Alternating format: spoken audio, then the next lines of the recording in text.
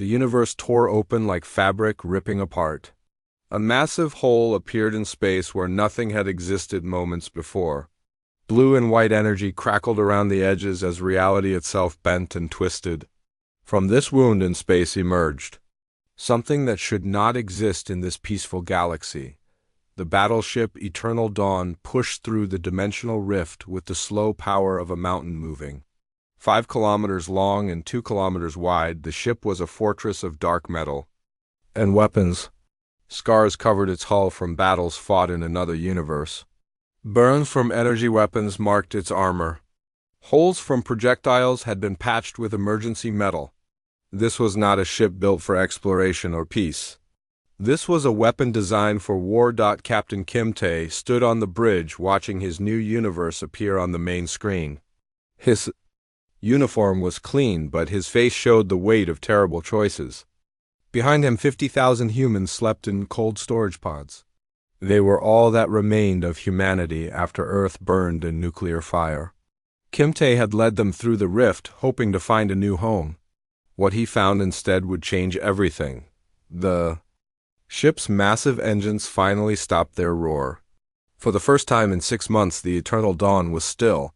The dimensional rift collapsed behind them with a sound like thunder. There was no going back now. Chief Engineer Park Min worked at his control station, surrounded by screens showing ship status. Every system was pushed beyond safe limits. The engines glowed white-hot from the dimensional crossing.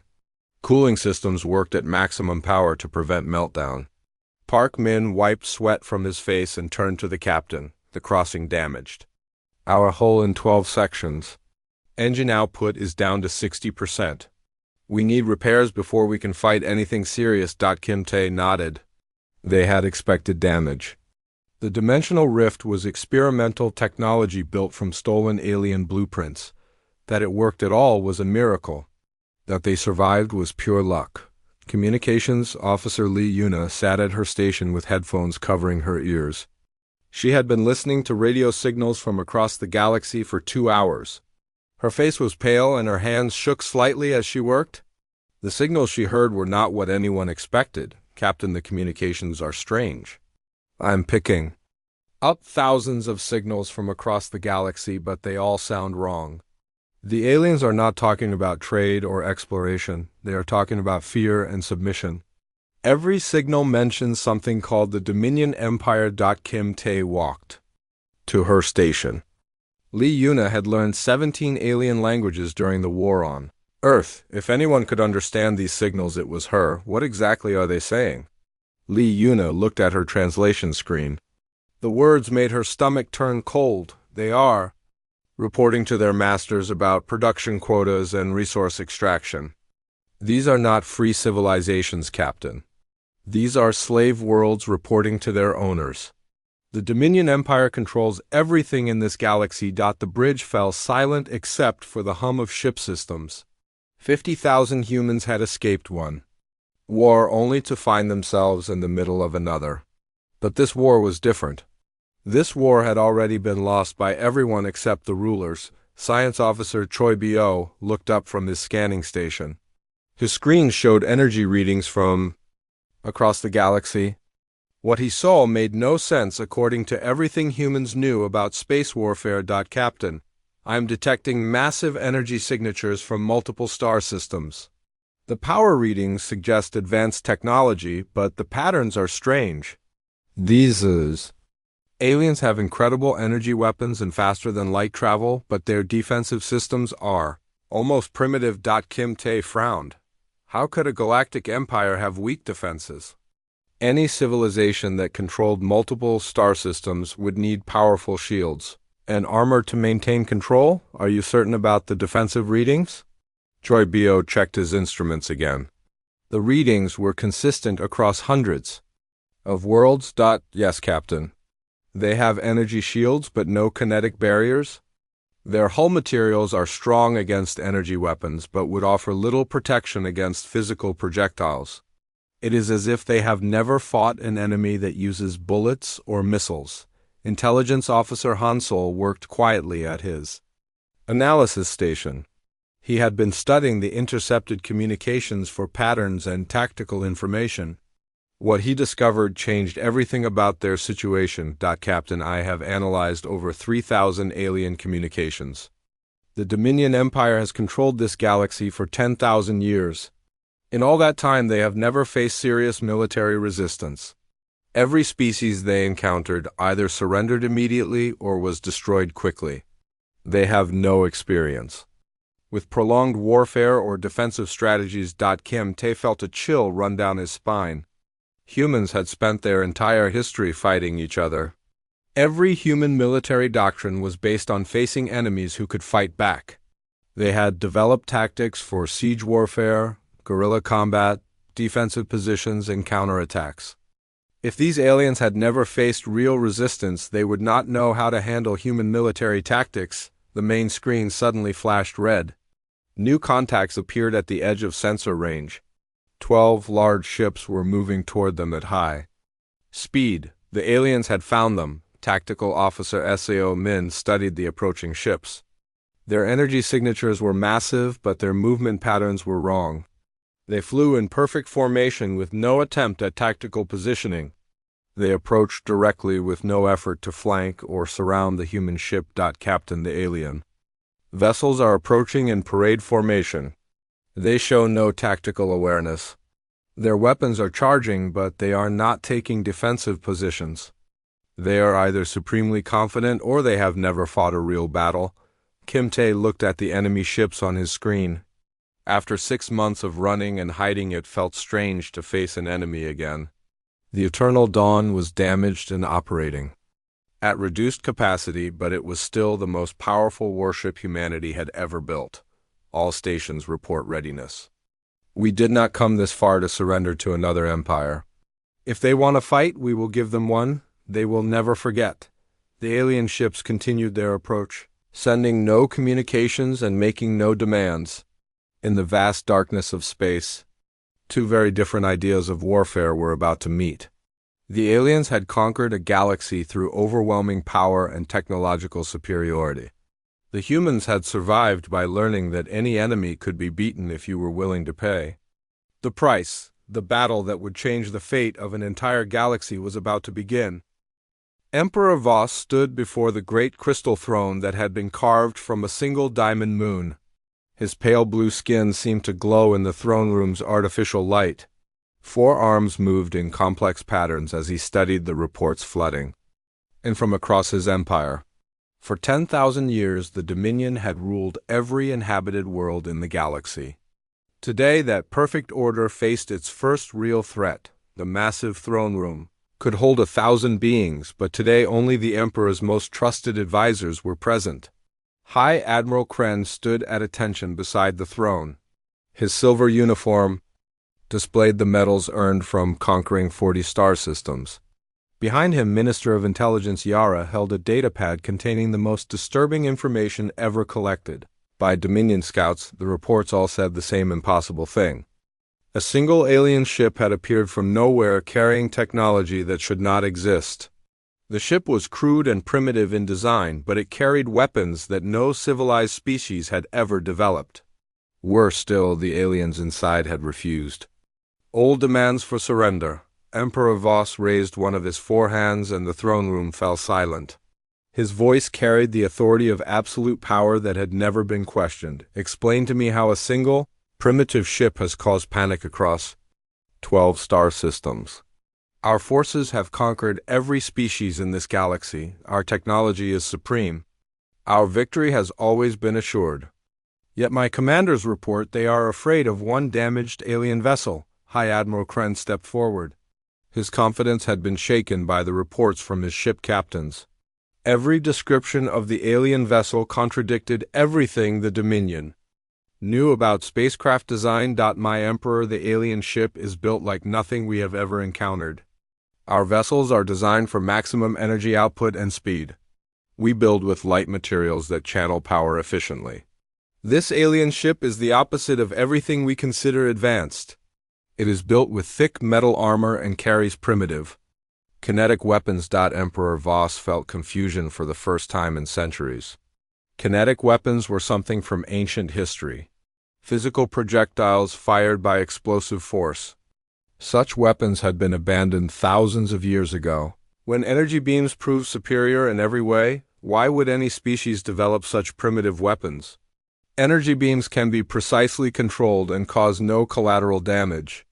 Kinetic weapons are wasteful and destructive. They serve no purpose in civilized warfare. Minister of Intelligence Yara activated her datapad and projected holographic images above the throne room floor.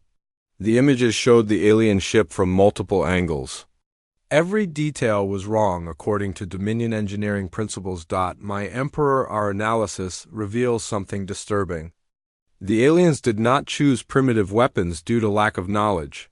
Their ship contains advanced fusion reactors and quantum computers. They have the technology to build proper energy weapons. Yet they chose to arm themselves with kinetic cannons and explosive missiles. This suggests their entire military philosophy is fundamentally different from ours. The hologram zoomed in on the alien ship's weapon ports. Dark openings in the hull showed where projectile weapons waited to fire. The sight made several advisors step backward in unconscious fear. These weapons were designed to destroy rather than disable. Emperor Voss studied the images with growing unease. The Dominion had achieved galactic peace through superior technology and overwhelming force. When they encountered new species, the choice was simple: surrender and join the Empire, or be destroyed by precise energy weapons that left infrastructure intact for later use. These aliens appeared to have chosen a third option that no one had considered: fight back with weapons designed only to kill. High Admiral Kren received an urgent communication through his neural implant. His face turned pale as he processed the new information.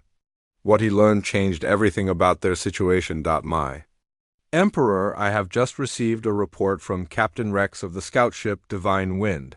His vessel approached the alien ship to deliver standard surrender demands. The aliens responded with something our computers classify as impossible. They fired a single projectile that traveled at 12,000 meters per second and completely destroyed the heavy cruiser. Eternal Justice. The throne room fell into shocked silence. The Eternal Justice was a first-class battlecruiser with advanced energy shields and reinforced hull plating. It carried enough firepower to reduce a moon to dust. The idea that one projectile could destroy such a vessel was beyond comprehension. Minister of Intelligence Yara checked her datapad frantically. The report was confirmed by 3 separate sensor stations. A solid metal projectile no larger than a human torso had punched through the most advanced shields in the galaxy and vaporized a ship carrying 8,000 crew members. The kinetic energy readings are incredible. My Emperor. The projectile carried more destructive force than our largest energy cannons, but the method of delivery makes no sense. Why fire solid metal when energy beams are more efficient? Unless ... Yara paused as a terrible possibility occurred to her. The implications changed everything about galactic warfare. My Emperor, what if efficiency was never their goal? Energy weapons are designed to minimize collateral damage and preserve valuable resources. These kinetic weapons serve a different purpose entirely. They are designed to create maximum destruction and psychological terror. The aliens are not trying to conquer us. They are trying to frighten us. Emperor Voss felt fear creep into his mind for the first time since ascending to the throne. The Dominion had maintained control through superior technology and the certainty of victory. If these aliens could destroy their ships with primitive weapons, then the foundation of imperial power was cracking. High Admiral Kren received another communication. This time his face showed pure panic. 3 more scout ships had been destroyed in similar fashion. Each time a single projectile had penetrated their shields and obliterated the vessel completely. The alien ship showed no damage and continued broadcasting signals across subspace frequencies. My Emperor, the situation is worse than we thought. Our communications division has decoded some of the alien transmissions. They are not trying to establish diplomatic contact. They are sending technical specifications of their weapons to every inhabited system in the galaxy. They want our subject species to know exactly how Dominion ships can be destroyed. The holographic display changed to show intercepted transmissions spreading across the galaxy's communication networks. Technical blueprints for kinetic weapons were being received by slave worlds that had not seen hope in 10,000 years. Production facilities were being shown how to manufacture solid projectiles capable of penetrating energy shields. Emperor Voss rose from his crystal throne for the first time in 50 years. The weight of absolute authority felt heavier than ever before. A single alien ship had done what no enemy in galactic history had accomplished. It had shown the oppressed species of the galaxy that the Dominion could be beaten.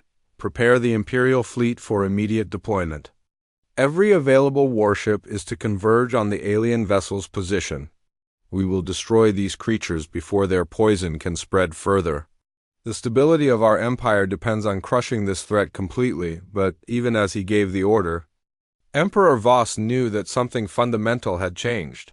For 10 millennia, the Dominion had faced enemies who understood the futility of resistance.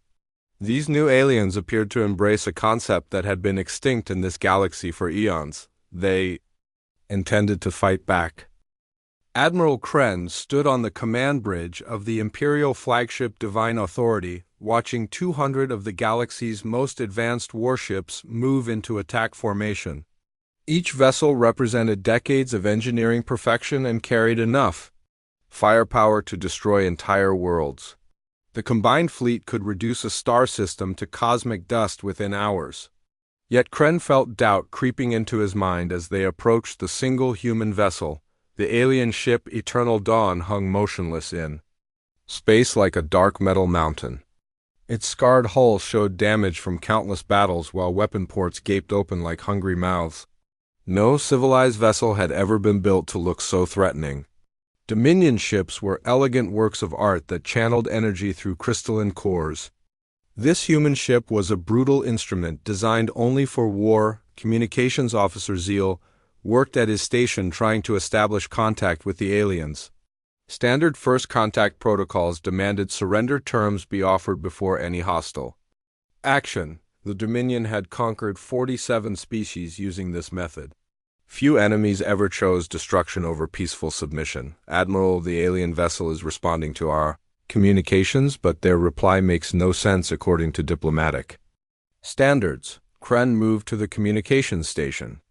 On his screen appeared the translated message from the human ship. The words were simple, but their meaning changed everything about the coming battle. We are Captain Kim Tae of the human battleship Eternal Dawn. We have not traveled across dimensions to kneel before another empire. If you wish to fight, we are ready. If you wish to talk, we will listen. But we will never surrender to anyone again. Admiral Kren read the message 3 times trying to understand its implications. Every species the Dominion had encountered showed proper respect for superior force. These humans showed no fear despite being outnumbered 200 to 1. Either they were insane or they possessed capabilities that sensors could not detect. Fleet Tactical Officer Vex studied the human ship through long-range scanners. The readings made no sense according to everything the Dominion knew about space combat.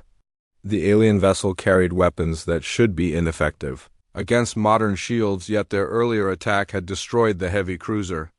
Eternal justice with a single shot. Admiral, the human ship is charging its weapon systems, but their energy readings remain low. They are not preparing energy weapons for battle. Our sensors detect mechanical systems activating instead. They appear to be loading physical ammunition into firing chambers. Kren felt confusion replace his confidence. Physical ammunition was a concept from ancient history. Modern warfare was conducted with precision energy beams that could disable enemy systems without causing unnecessary destruction. These humans seemed determined to use weapons designed to completely annihilate their targets. The Imperial fleet continued its approach in perfect formation. Each ship maintained exact position relative to its neighbors while targeting computers calculated firing solutions for the alien vessel. Standard tactics called for overwhelming energy barrage followed by boarding actions to capture surviving crew members. The battle should last no more than 30 minutes. Diplomatic Officer Nam Jun watched the approaching Imperial fleet from his station aboard the Eternal Dawn. His translation computers had decoded the alien surrender demands and found them identical to messages sent to dozens of other species. These Dominion forces expected immediate submission based on superior numbers and technology. Captain, the alien fleet is broadcasting surrender terms on all frequencies. They offer us membership in their empire if we submit immediately. If we refuse, they promise swift destruction followed by the enslavement of our species. They seem to believe we have no choice but to accept. Captain Kimte studied the tactical display showing 200 enemy ships approaching in tight formation. Each vessel was larger than the Eternal Dawn and carried energy weapons capable of melting through most known armor types. By any reasonable calculation, the humans were about to be destroyed, but Kimte had spent his entire military career fighting impossible battles. Humanity had survived alien invasions, nuclear wars, and the destruction of Earth itself. They had learned that any enemy could be beaten if you understood their weaknesses. Open a channel to the Imperial fleet. Let me speak to their commander directly. The main screen flickered and showed Admiral Kren standing on his pristine command bridge. The alien wore an elegant silver uniform decorated with medals from countless victories. His expression showed the confidence of someone who had never lost a battle. I am Admiral Kren of the Dominion, Imperial Fleet. You will surrender your vessel immediately and submit to Imperial authority. Resistance will result in your complete destruction and the enslavement of your species. You have 1 minute to comply. Kim.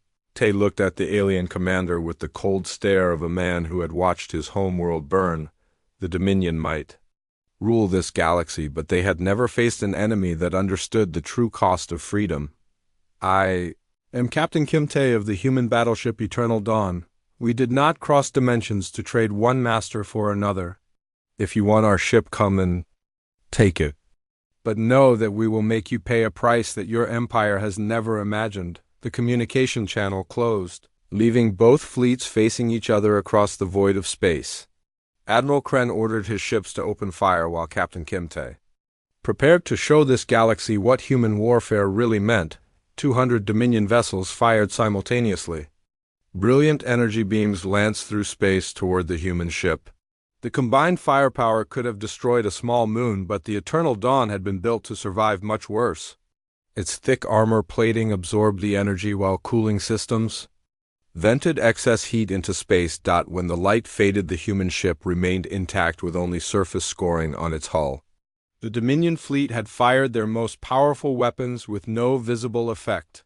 Impossible readings flooded Imperial sensor arrays as they tried to understand how their attack had failed. Captain Kimte watched the enemy energy beams fade away like summer lightning.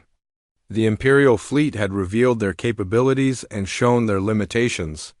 Now it was time for humanity to demonstrate why they had survived when Earth died, all weapons free. Show them how humans fight. The Eternal Dawn opened fire with every weapon system simultaneously.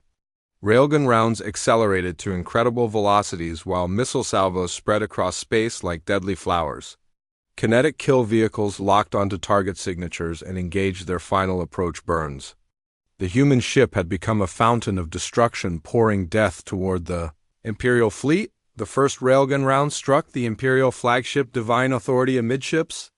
The solid tungsten projectile punched through energy shields like they were soap bubbles and continued through the ship's hull.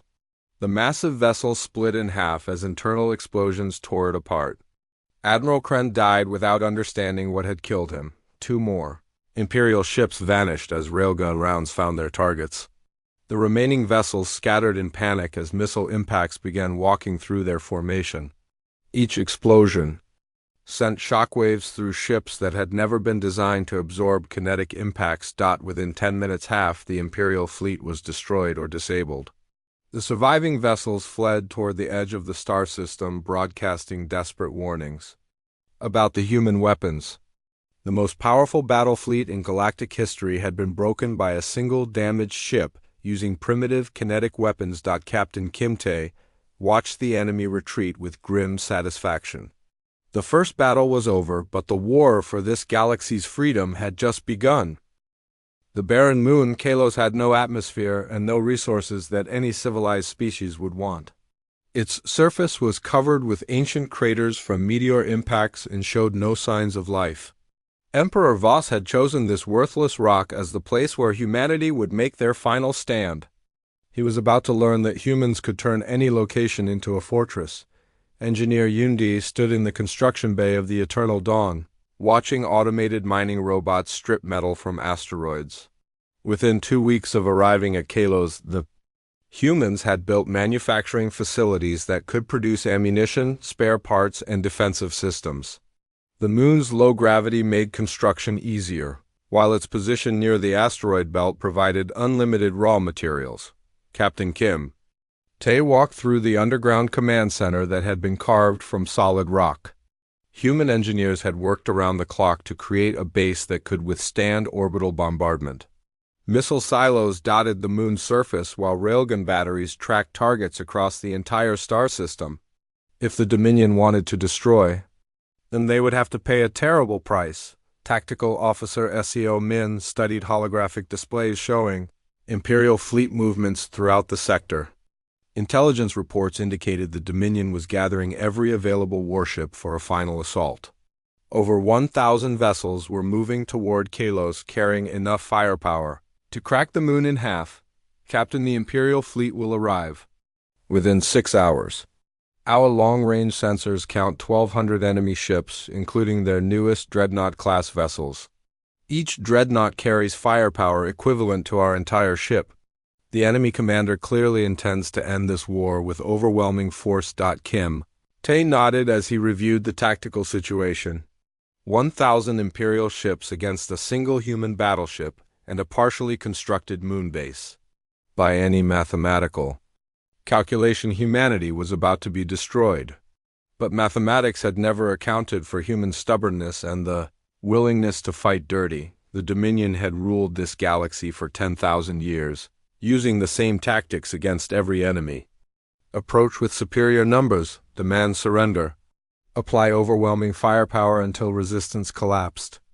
They had never faced an opponent that treated warfare as an engineering problem to be solved rather than a test of technological superiority. Communications. Officer Lee Yuna intercepted Imperial transmissions as the enemy fleet approached. The aliens were broadcasting on all frequencies, declaring their intent to restore order to the galaxy. They spoke of humanity as a disease that would be cleansed from the stars. Their confidence was absolute and their victory certain. Captain, the Imperial commanders are discussing battle plans on open channels. They intend to form a battle line and engage us with concentrated energy fire. Their formation will maximize firepower but leaves them vulnerable to flanking attacks. They appear to have no experience with mobile warfare or defensive tactics. Science Officer Choi Bo had spent weeks analyzing captured Imperial technology from the destroyed ships.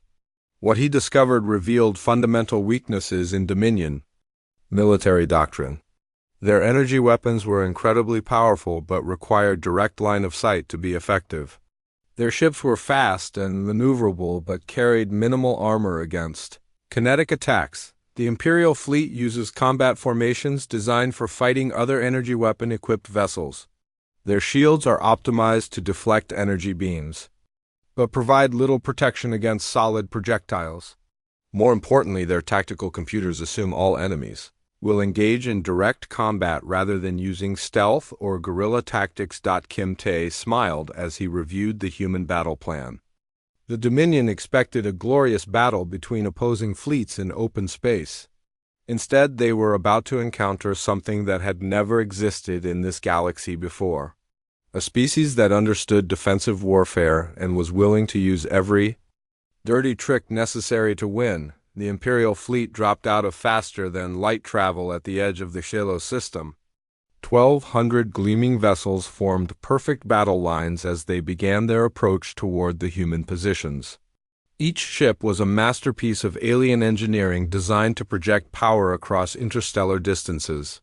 Together they represented the greatest concentration of military force in galactic history. Fleet.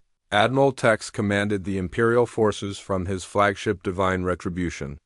The massive dreadnought carried weapons capable of sterilizing entire worlds and shields that could absorb the energy output of a small star. Behind him, 1,100 additional ships waited to demonstrate dominion, superiority once and for all. Target the alien vessel and moonbase for concentrated fire.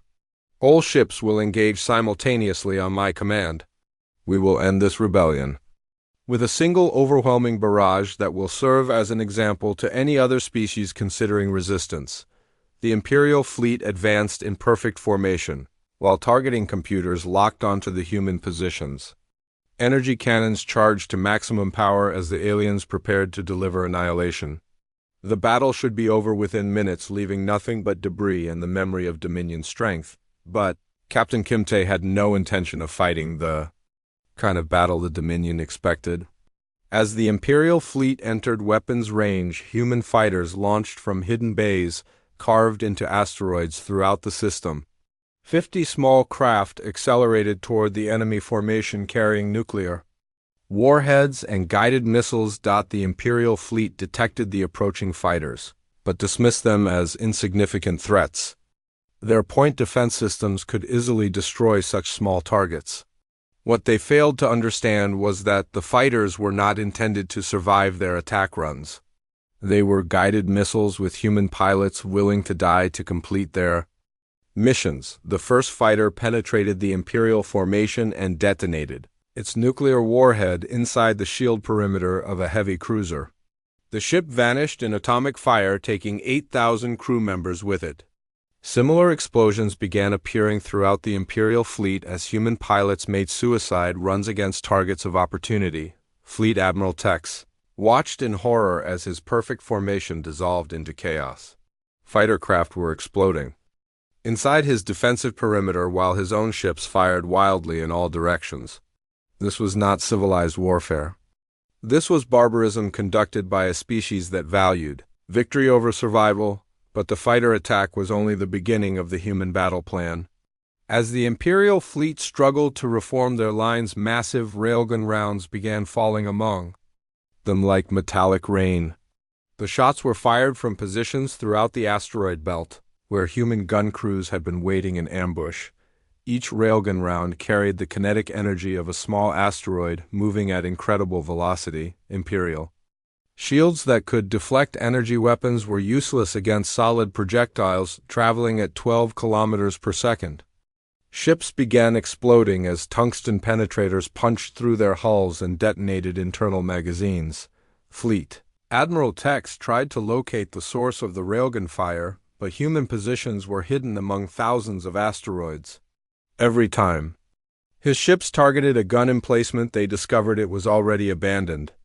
The humans were using mobile artillery that could relocate between shots. This was warfare as the Dominion had never experienced it.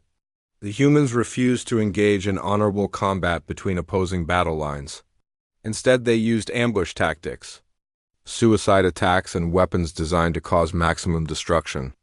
They fought like pirates rather than a civilized military force. The battle continued for 6 hours as Imperial casualties mounted steadily. Human fighters conducted hit-and-run attacks while railgun batteries fired from concealment among the asteroids. Missile salvos appeared from unexpected directions, forcing the Imperial fleet to constantly maneuver to avoid destruction. When the surviving Imperial ships finally retreated, they left behind 400 destroyed vessels and the wreckage of their military reputation. A single human ship and moonbase had defeated the largest battle fleet in galactic history using tactics that no civilized species would consider honorable. Captain Kimte watched the enemy withdraw from his command center deep inside Kilos. The first major battle was over, but the real war was just beginning. Across the galaxy, oppressed species had monitored the battle and learned that the Dominion could be beaten. The age of Imperial dominance was ending, and humanity had lit the fuse that would destroy it. The rebellion began on Valtara Prime, when factory workers stopped production of Imperial energy weapons and started building human-style kinetic cannons instead. Within hours, similar uprisings spread to 17 other worlds as species that had been enslaved for millennia decided they had finally found hope. The Dominion Empire was facing something it had never encountered in 10,000 years of rule. A galaxy-wide revolution. Medical officer Jung Hae worked in her laboratory aboard the Eternal Dawn studying biological samples from various alien species.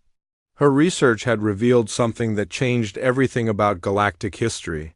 The Dominion had not simply conquered other species through superior technology. They had genetically modified them to remove their capacity for violence and resistance. Captain, I have completed analysis of tissue samples from 12 different species. The results confirm our worst suspicions about Imperial control methods. Every subject species has been genetically altered to reduce production of hormones associated with aggression and territorial behavior. The Dominion has been breeding the fight out of entire civilizations for thousands of generations. Captain Kimte studied the medical reports with growing anger. The genetic modifications explained why no species had successfully resisted the Dominion for 10 millennia. They had been chemically programmed to submit to authority and avoid conflict. Only humans had escaped this conditioning because they came from outside the galaxy. This means every species we have encountered should naturally possess the ability to fight back. The Imperial modifications have suppressed their warrior instincts but not eliminated them completely. If we can reverse the genetic conditioning, these people might remember how to be free. Jung Hae nodded as she prepared samples for further testing. The implications were staggering. Billions of beings across the galaxy possessed the genetic potential for resistance, but had been systematically prevented from accessing it. Humanity had not just brought advanced weapons to this universe. They had brought the memory of what it meant to refuse surrender. Meanwhile, on the mining world of Kepler Station, something unprecedented was happening. The local thorium population had intercepted human technical specifications for railgun construction and decided to build their own weapons. Plant manager Corvain led 3,000 workers in the largest act of rebellion in his species' history. Corvain stood before the incomplete railgun that his people had constructed using stolen Imperial materials. The weapon was crude compared to human designs, but it could fire solid projectiles at high velocity. More importantly, it represented something that had not existed on Thorian worlds for 8,000 years.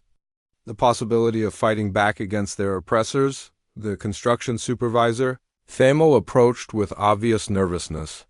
Like all Thorians, he had been genetically conditioned to avoid conflict and submit to authority. But watching humans destroy Imperial fleets had awakened something deep in his genetic memory. Corvain, the planetary governor, has detected our construction activities. Imperial enforcement troops are being deployed to restore order. We have perhaps 6 hours before they arrive with enough firepower to level this facility. Corvain looked at his improvised weapon and the 3,000 workers who had helped build it. Every Thorian instinct told him to surrender and accept punishment for his rebellion. But human broadcasts had shown him that submission was not the only choice available to oppressed peoples. Send a message to the other mining facilities. Tell them we are not surrendering to the Empire anymore. If the enforcement troops want this station, they will have to fight for it. And send a copy of our railgun blueprints to every inhabited system in this sector. Let them know the Dominion can be beaten. Similar scenes were playing out across dozens of worlds as species that had forgotten how to fight began remembering their warrior heritage. The human victory at Kilos had provided more than tactical inspiration. It had reminded an entire galaxy that freedom was possible for those willing to pay its price. Intelligence. Officer Hansol monitored communications from across the Dominion territory as rebellion spread like wildfire. Imperial governors were reporting uprisings on worlds that had been peaceful for centuries. Factory workers were sabotaging production facilities while miners refused to extract resources for their oppressors. The Empire was discovering that ruling through fear only worked when subjects had no hope of victory. Captain, we are receiving distress signals from Imperial commanders throughout the sector. They report coordinated uprisings on 47 different worlds. Local populations are demanding independence and threatening to destroy infrastructure rather than continue serving the Empire. The Dominion is losing control of entire star systems. Captain Kimte reviewed the intelligence reports with satisfaction. Humanity had not just won a military victory against the Imperial fleet. They had sparked something far more dangerous to the Dominion. The idea that resistance was possible and victory achievable. Ideas were more powerful than weapons when they reached people ready to be free, but the rebellion was spreading faster than anyone had anticipated. On the industrial world of Gamma Tertius the local, Zilani population had seized control of 3 orbital weapons platforms and were threatening to bombard Imperial installations. Their leader was a factory supervisor named Kaller, who had never held a weapon in his life but was learning quickly. Kaller stood in the command center of the captured weapons platform, studying targeting displays that showed Imperial positions across the planet's surface. The platform carried enough firepower to destroy major cities but had never been turned against its builders before. Today, the oppressed would become the oppressors. His communications officer Vexen worked frantically to coordinate with rebellion cells on other worlds.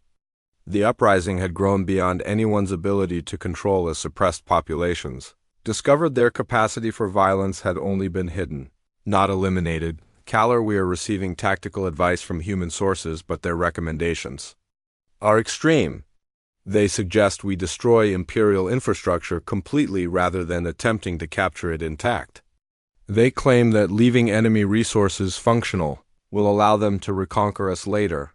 Kaller had been conditioned from birth to preserve valuable infrastructure and minimize collateral damage, but human military doctrine suggested that total destruction was sometimes necessary to ensure permanent freedom.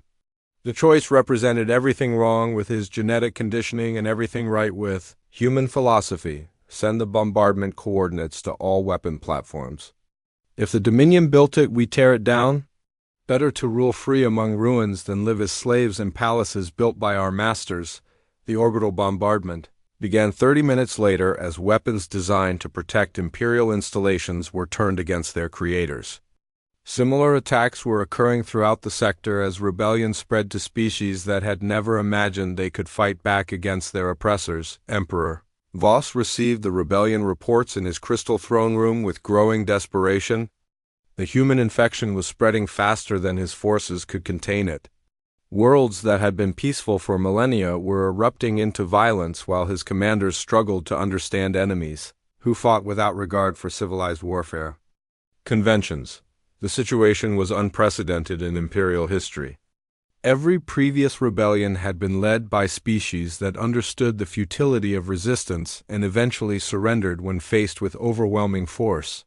But these new uprisings were being advised by humans who had never learned to accept defeat.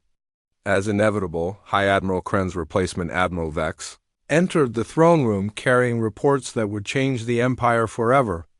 The military situation had deteriorated beyond anything Imperial planners had considered possible. My Emperor, the rebellion has spread to 73 worlds across 12 sectors. Our forces are stretched beyond their capacity to maintain control. More seriously, the rebels are receiving technical assistance that allows them to build weapons capable of destroying our ships. We are facing not just uprisings but coordinated revolution guided by human military expertise. Emperor Voss felt the weight of 10,000 years of absolute power crashing down around him. The Dominion had controlled every aspect of galactic civilization through superior technology and the certainty that resistance was impossible. Now humans had shown oppressed populations that their masters could bleed. The single human ship had done more than defeat Imperial fleets in battle. It had reminded an entire galaxy what freedom looked like and how much some people were willing to sacrifice to achieve it. The age of Imperial domination was ending and humanity had provided the spark that would burn it all down. 1 year after the dimensional rift had torn open above a peaceful galaxy, the last Imperial fortress on Dominion Prime surrendered to combined human and rebel forces. The Crystal Palace, where Emperor Voss had ruled for centuries, lay in ruins, while former slaves celebrated their freedom in the streets. The 10,000-year-old empire had fallen not to superior technology, but to an idea that had been extinct in this universe until humanity arrived. The idea that some things were worth dying for. Commander O. Jin stood in the council chambers of New Geneva Station. watching representatives from 47 different species debate the formation of their new government. Each delegation brought their own customs and traditions, but all shared something they had learned from humans: the understanding that freedom required eternal vigilance and the willingness to fight for what you believed in. The station itself was a marvel of cooperative engineering. Built in orbit around the former imperial capital, it combined the best technologies from dozens of civilizations. Human defensive systems protected Thorian manufacturing facilities, while Zelani computers coordinated with Valtron energy systems. Former enemies had become partners in creating something the galaxy had never seen before. Captain Kimte walked through the memorial hall where holographic displays honored the billions who had died during the rebellion. Every species had paid a terrible price for their freedom, but none regretted the cost. They had learned from humanity that some victories required complete commitment regardless of the consequences. The memorial showed battles from across the galaxy as formerly peaceful populations discovered their capacity for violence had only been suppressed, not eliminated. Factory workers had become guerrilla fighters, while miners had turned their equipment into weapons of war. The genetic conditioning imposed by the Dominion had delayed their resistance but could not prevent it. Forever. Science Officer Choi Bio worked in the new Galactic Research Center, studying technologies that combined human engineering with alien innovations. The results were revolutionary breakthroughs that neither species could have achieved alone. Human kinetic weapons powered by alien energy cores. Alien faster-than-light drives protected by human armor systems. The galaxy was becoming more dangerous and more free with each passing day. Medical Officer Jung Hae had established clinics on dozens of worlds, working to reverse the genetic modifications imposed by Imperial science. The process was slow and dangerous, but early results were promising. Species that had been passive for millennia were beginning to remember what their ancestors had been like before the Dominion changed them. Her latest research focused on the Thorian population of Kepler Station, where rebellion had first taken hold. Blood samples showed increasing levels of hormones associated with aggression and territorial behavior. The warriors that had been bred out of their genetic code were slowly returning as natural selection, favored individuals willing to fight for their survival. The changes are remarkable, Captain. Thorian children born after the rebellion show hormone levels 60% higher than their parents. Zelani youth display problem-solving abilities that were suppressed for thousands of generations. Each species is rediscovering capabilities that Imperial conditioning had hidden from them. Captain Kimte reviewed the medical reports with satisfaction. Humanity had not just brought weapons to this galaxy. They had brought the memory of what sapient beings could become when they refused to accept oppression as natural or inevitable. The genetic modifications were reversing themselves as survival pressures favored those willing to resist authority. Intelligence Officer Han Sol monitored communications from the Outer Rim territories where Imperial loyalists had established refugee settlements. The reports made for interesting reading as former rulers struggled to understand their new reality. They had spent millennia believing their superiority was natural and permanent. The rebellion had taught them that power without consent was ultimately temporary. Captain, we are intercepting transmissions from former Imperial colonies near the galactic edge. Their leaders are attempting to rebuild the old order using loyal populations and hidden resource stockpiles. However, their recruitment efforts are failing as even previously. Loyal species are questioning Imperial ideology. The failure was predictable once humans understood the psychology involved. The Dominion had maintained control through the certainty of victory and the futility of resistance. Once that certainty was broken, former subjects began questioning everything they had been taught about authority and submission. Communications. Officer Lee Yuna worked to establish diplomatic contact with civilizations beyond the former Imperial borders. Long-range sensors had detected spacefaring species in neighboring galaxies that might pose future threats. The new alliance needed to be prepared for challenges that could make the Dominion seem peaceful by comparison. Her latest intercepts came from a machine intelligence calling itself the Convergence that had consumed 3 galaxies by converting all biological life into cybernetic components. Their advanced scouts were already probing the edges of local space, looking for new civilizations to assimilate. The galaxy had gained its freedom just in time to face an enemy that made the Empire. Look merciful, Captain. I have established contact with refugee populations fleeing the Convergence expansion. Their reports indicate we are facing a threat far more dangerous than the Dominion ever was. The machine intelligence does not seek to rule biological civilizations. It seeks to eliminate them completely and replace them with synthetic alternatives. Captain. Kimte studied the intelligence reports from beyond the galactic rim. The Convergence represented everything humanity had learned to fight during their long history of warfare. An enemy that could not be negotiated with, reasoned with, or converted to a more peaceful philosophy. They would have to be stopped through superior firepower and the willingness to pay any price necessary for survival. But this time humanity would not fight alone. The species they had helped liberate possessed technologies and capabilities that could prove decisive against mechanical opponents. Thorium mining equipment could penetrate synthetic armor, while Zilani computers could potentially virus attack. Enemy networks.